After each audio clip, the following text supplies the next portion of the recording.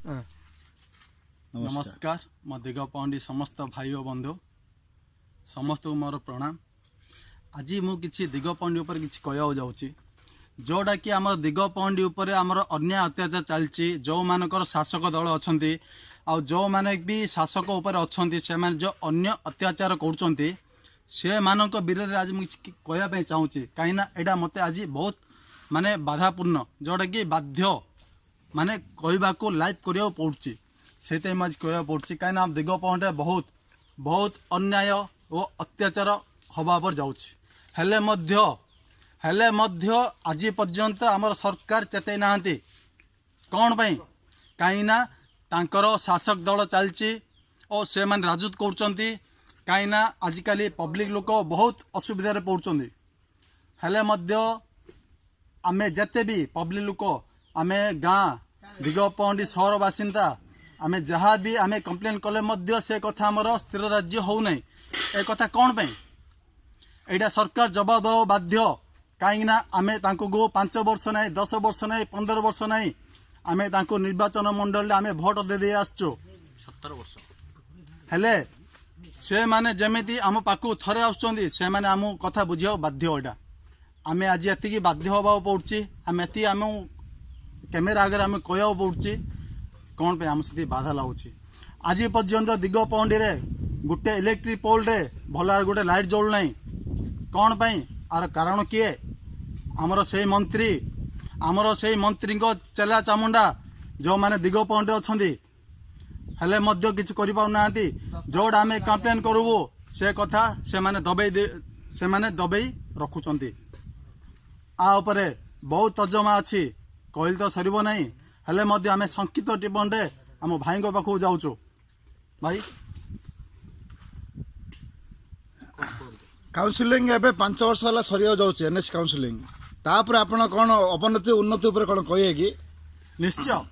एटा आमे निश्चय कहू काहे ना आमे गुटे दिगपहंडी रो जनसाधारण लोक आमे दिगपहंडी बासिंदा आमे निश्चय आर प्रतिवाद करिवो कारण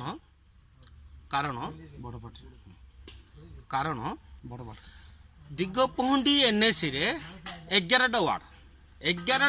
रे तांकर 6टा काउंसिलर शासक दलर से माने राजनीति करुचंती तांको शासन पर कौन करुचंती राजनीति आगामी दिन रे राजनीति करिबा पई तांके निज फंडिंग तैयार करुचंती ले कौन कले हबो 50 लाख टंका आइछि बस स्टैंड लाइट लगेबा पई लाइट नाही तांको फंडिंग पई तांके काकू वर्कर देले तांको फंडिंग हबो ए जिनस तांके आलोचना करी रखी दिछंती से टंका को दबई दिछंती ऑफिसर को पचाले मत जणा नाही चेयरमैन को पचाले मु कोई परिबिनी सर गोटे क्वेश्चन मोर आज पर्यंत दिगपहंडी विधायक कौन करूचंती जोटा कि दिगपहंडी आमर जोटा कि आमर आछि आमर गोटे नुआ बस स्टैंड हवा पई कि आमर रोड साइड पार्किंग हवा पई ए पर्यंत ना स्थानीय नेता करि पाउचंती ना आम दिगपहंडी विधायक करि पाउचंती आ उपरे सरकार तमे जवाब दबो कि दिगपहंडी विधायक तुम जवाब दबो बाध्य हबो काहे ना 2019 रे आमे टक्कर दबो सरकार ना सूर्यनारायण पात्र ना नवीन पटनायक ना दिगपहंडी बासिंदा ना दिगपहंडी स्थानीय लोक यह जवाब दबो ता पूर्वरु को भाई सुनंतु दिगपहंडी बहुत डेवलपमेंट हवा उपरे थिला वर्तमान दिगपहंडी रे सूर्यपात्र भोटर्स संख्या कमी जिबा जोगु दिगपहंडी 32 सज्जा मेडिकल डागु बम कई नहीं जाइतिले दिगपहंडी रो भोट सूर्यनारायण पात्रंकर कमी जिबारु स्टेट बैंक डा बम कई नहीं जाइतिले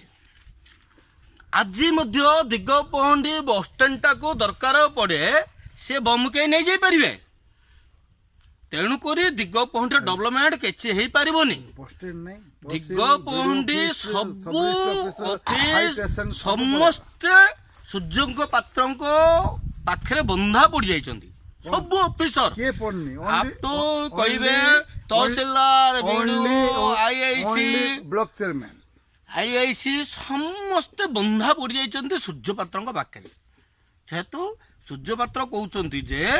ମୋର ଯୋଉଠି ଭୋଟର୍ସ ମୁଁ ସେଇଠି ଡେଭଲପମେଣ୍ଟ ଦିଗପହଣ୍ଡିରେ ଡେଭଲପମେଣ୍ଟ କରିପାରିବି ନାହିଁ। ତ ଏ ପର୍ଯ୍ୟନ୍ତ କଣ ପାଇଁ ସୂର୍ଯ୍ୟ ପାତ୍ର ନିଜେ ଦିଗପହଣ୍ଡି ସ୍ଥାନୀୟ ଲୋକମାନଙ୍କ ସହିତ ଭିକ ମାଗୁଛନ୍ତି ଭୋଟ ସମୟରେ? ସେ ନିଜେ ତା କହିଛନ୍ତି ପୂର୍ବରୁ ଯେ ସେମାନେ କୁଆଡେ ଯାଉଛନ୍ତି? ସେ କି ନିଜେ ସୂର୍ଯ୍ୟ ପାତ୍ର କହିଛନ୍ତି ଯେ ମୁଖ୍ୟମନ୍ତ୍ରୀର ମୁଁ ଚାକର, ତେଣୁ କରି